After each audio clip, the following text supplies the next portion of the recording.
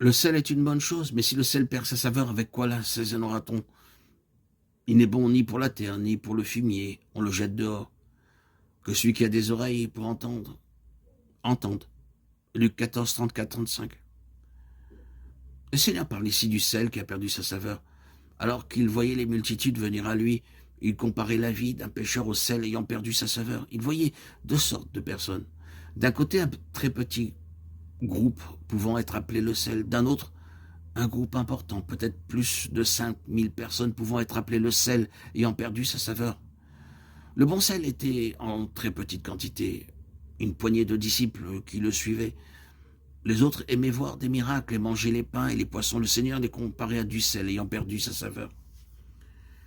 Les pourceaux sont le refuge de tas d'insectes. Notre Seigneur dit que le sel sans saveur n'est pas même utile aux pourceaux. Le sel sans saveur est inutile et doit être jeté quelque part. Telle est la condition d'une personne perdue. Si vous ne pouvez pas dire véritablement que le Seigneur a pardonné vos péchés, ôté votre souillure et vous a donné une nouvelle nature divine, vous êtes comme le sel sans saveur. Peu importe qui vous êtes inutile.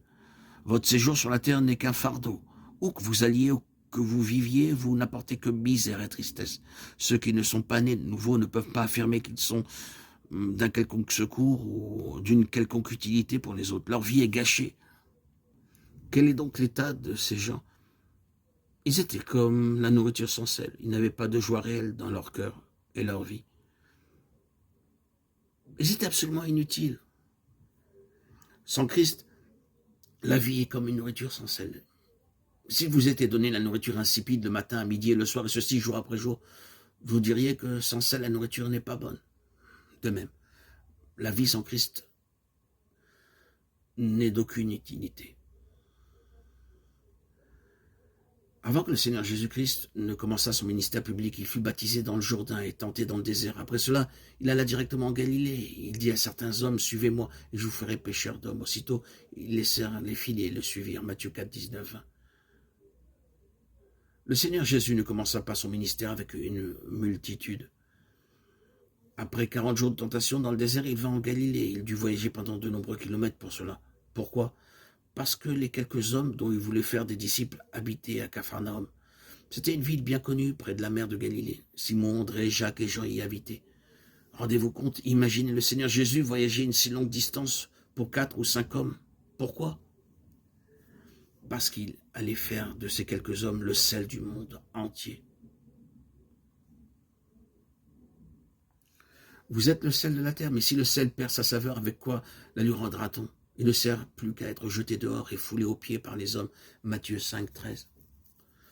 Dans Matthieu, nous lisons que notre Seigneur, regardant la multitude, se mit à délivrer son message. Il leur disait qu'ils étaient venus pour obtenir la guérison, mais que la guérison ne les rendait pas heureux. Il les guérit et cependant ils n'étaient pas heureux. Ils n'avaient pas de joie véritable. Ils avaient besoin de sel.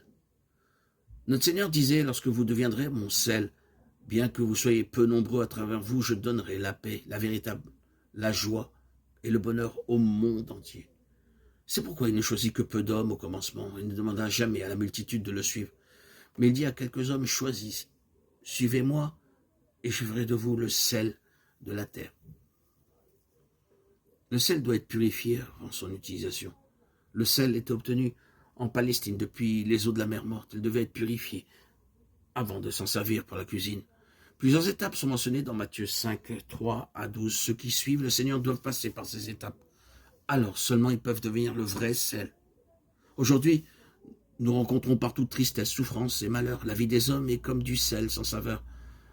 Lorsque le sel est raffiné, il est séparé en deux parties. L'une a de la saveur, l'autre est sans saveur. Cette dernière partie sera jetée. Parfois, elle est utilisée comme remblai pour les constructions. Le sel qui a perdu sa saveur est inutile. Il n'est même pas utile pour les arbres, les hommes ou les oiseaux. Notre Seigneur désire que nous soyons le bon sel, apportant une saveur et une joie nouvelle en beaucoup de vies.